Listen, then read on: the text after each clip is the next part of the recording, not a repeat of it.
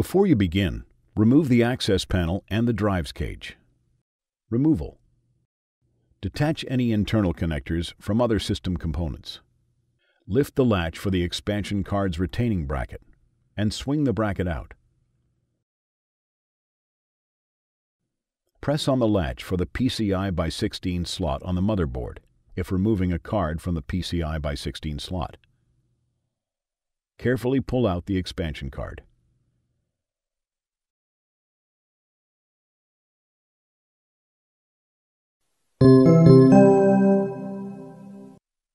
Replacement.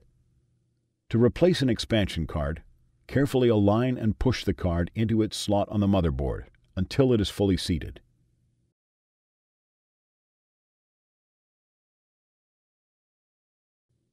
If installing a graphics card and a serial PS2 module is installed, be careful not to trap the serial PS2 module connector under the card.